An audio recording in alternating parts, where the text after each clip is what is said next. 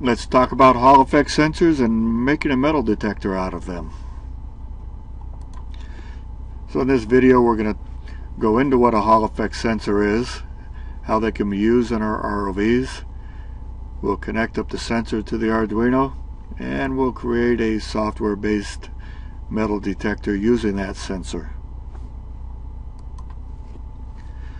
What is a Hall effect sensor? Well, it's an electronic device that measures the change in magnetic flux that's around it. There are two types. We have an analog sensor, which output a varying voltage that follows the intensity and polarity of the magnetic field. The intensity goes up, the output will increase. The polarity changes, the output will change polarity also. Digital sensors will output an on or off based on whether the magnetic field is above or below a set point.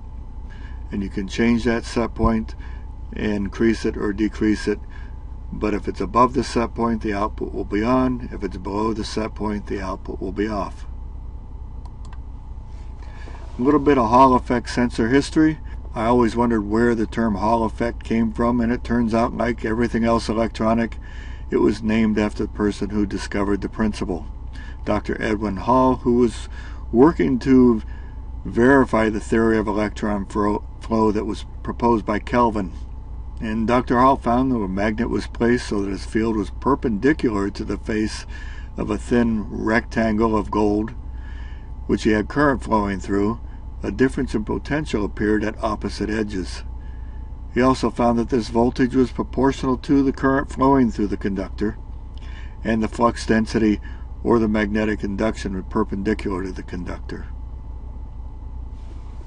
You can read a lot more about that in the Honeywell manual that I also have uploaded on this module. So how can we use these Hall effect sensors in the ROV?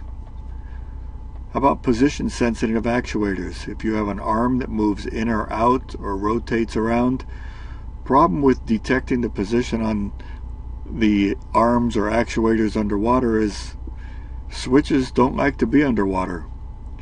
So a Hall effect switch digital output can be used very easily to determine the position. When a magnet gets near the Hall effect sensor, the output will change. When it goes away, the output will toggle again. You can also use it for open and close indicators on containers. Open up a basket, the output will turn off. Close the basket, the output will turn on, indicating that the basket's closed. For current monitoring, well, not water current, but electrical current. You can use Hall effect sensors for monitoring current throughout the ROV. And finally, what we're going to use it for is ferrous metal detection, and using the sensor to find pieces of metal that might be in say a shipwreck or something like that.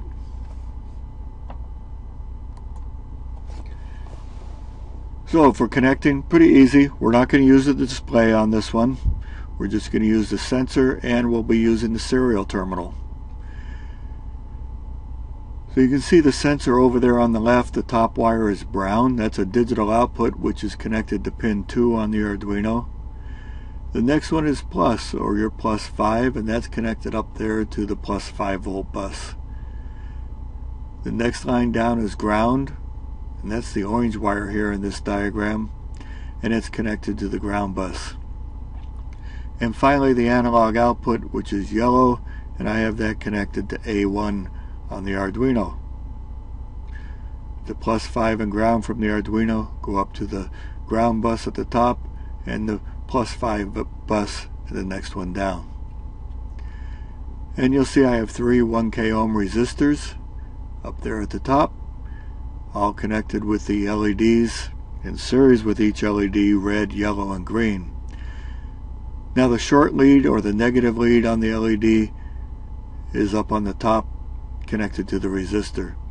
The long lead or positive is connected on the other side and goes to the Arduino. So red is orange, connected to 10, yellow, again the yellow wire connected to 9, and the green LED through the green wire connected to pin 8. Here's a close-up of that sensor. Again, the pins From top to bottom, you have A0, the analog voltage output, G is ground, plus is your +5, and DO is your digital arm output. You can see the power on indicator there. And then in the center top of this board is a blue rectangle module. That's a multi-term potentiometer, and that you can adjust the set point. And just to the left of that brass set point adjustment is another LED, and that's the LED that will turn on when the set point is exceeded.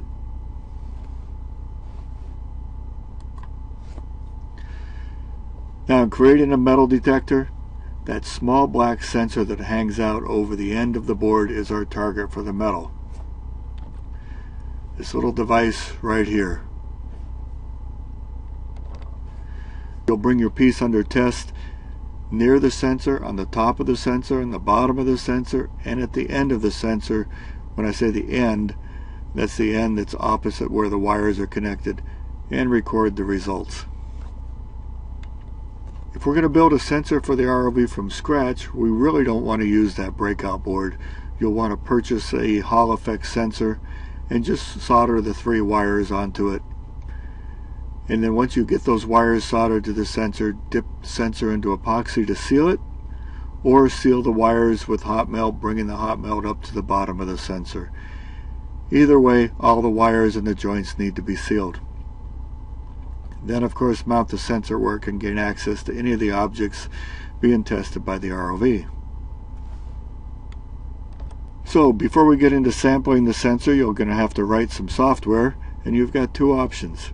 You can watch my next video where I go through my solution line by line with explanations, or you can skip that video for now and look at the flowchart and the software description in the assignment and see if you can attempt it on your own. And of course, you're always welcome to come back to step 1.